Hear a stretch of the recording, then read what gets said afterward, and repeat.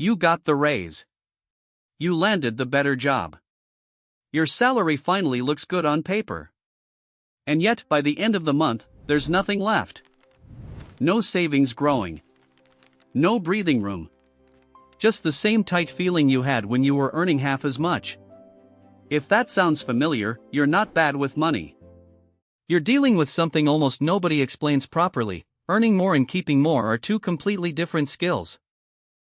Let's talk about why this happens and what actually fixes it. 1. Lifestyle creep eats the raise before you even notice. The moment income goes up, spending quietly follows. A nicer apartment. A newer car. More takeout, more subscriptions, more small upgrades that don't feel like a big deal individually.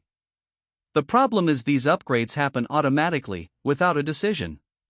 Nobody sits down and says, I'm going to spend all my extra income. It just leaks out, upgrade by upgrade, until the higher salary feels exactly as tight as the lower one did. The fix isn't cutting everything out. It's making sure that when your income rises, some of that increase gets locked away before your spending has the chance to catch up to it. 2. A good salary feels like permission to stop thinking about money. This is a quiet trap.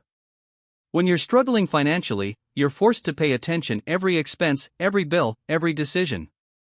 But once the salary looks comfortable, that pressure disappears, and so does the attention.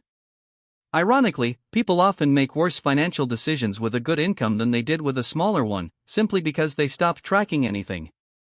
A good salary should buy you options, not permission to go on autopilot. 3. You're solving an income problem, not a behavior problem. A lot of people believe the fix for feeling broke is simply earning more. So they chase the next raise, the next promotion, the next job, expecting the tight feeling to disappear once the number gets big enough. But if the underlying spending habits and money decisions don't change, a bigger income just means a bigger version of the same problem. People who struggled at a low salary often struggle just as much at a high one, because the salary changed, but the behavior around it didn't. For no system means the money has nowhere to go. Without a plan for where money is supposed to go, savings, investing, specific goals, income just flows toward whatever feels good or urgent in the moment. That could be small daily purchases, or bigger impulsive ones, but the pattern is the same: money without a destination gets spent. A system doesn't have to be complicated. It just has to exist. Even a simple rule: a fixed percentage into savings the moment you're paid, before anything else touches that money, changes the entire outcome. 5. Comparing yourself to people who look richer than you.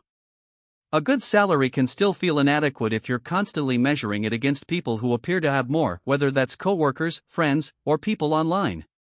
This comparison quietly pushes spending upward, chasing a lifestyle that isn't actually about your own goals. The people who build real financial security aren't usually the ones with the biggest visible lifestyle. They're the ones who stopped comparing and started building, quietly, consistently, without needing anyone to notice. 6. What actually changes this? None of this gets solved by earning more. It gets solved by deciding, in advance, where the money goes, instead of finding out at the end of the month where it went. A good salary is a huge advantage. But it only becomes real financial security when it's paired with intention. Otherwise, it's just a bigger number moving through the same old habits. If you want to actually feel the benefit of your income, not just see it on paper, the shift isn't about the next raise. It's about building a system now, at whatever income you're at, so that when the raise does come, it finally sticks.